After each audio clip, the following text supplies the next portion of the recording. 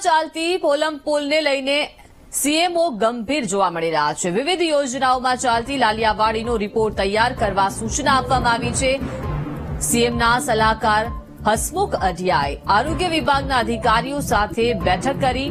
મહત્વનું છે કે બેઠકમાં એનએચએમના ડિરેક્ટર અને પીએમજયના અધિકારીઓ હાજર રહ્યા।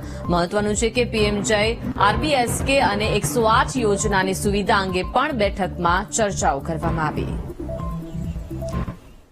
વધુ માહિતી સાથે સંવાદદાતા મેહુલ જોડાઈ ગયા છે। મેહુલ, આરોગ્ય વિભાગમાં જે પોલમ પુલ ચાલી રહી છે તેને લઈને સીએમઓ ગંભીર જોવા મળી રહ્યા છે, કેમ કે વિવિધ યોજનામાં લાલિયાવાડીઓ માટેનો જે રિપોર્ટ તૈયાર કરવા માટે બેઠક મળી, શું બેઠકમાં ચર્ચાઓ થઈ હશે?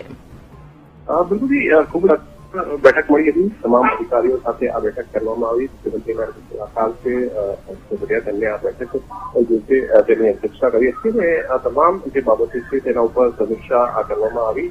અત્યારે હાલ જે પરિસ્થિતિ છે તે પરિસ્થિતિને લઈને જે તપાસ કરવામાં આવી રહી છે, મુખ્યત્વે ખ્યાતિકાંડ બાદ જે પીએમજયનો જે દુરુપયોગ થઈ રહ્યો છે તેની અસોથી તૈયાર કરવામાં આવી રહી છે, તેની સમીક્ષા કરવામાં આવી છે। સાથે જ જે અત્યારે હાલ અન્ય યોજનાઓ જે ચાલી રહી છે તેના સંદર્ભમાં પણ સમીક્ષા કરવામાં આવી છે।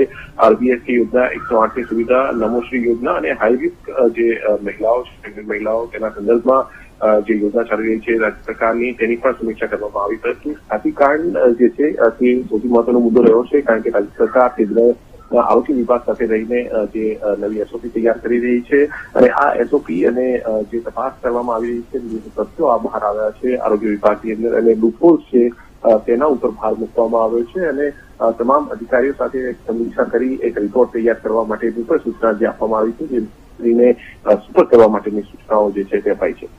જી આભાર મેહુલ, વિગત આપવા બદલ।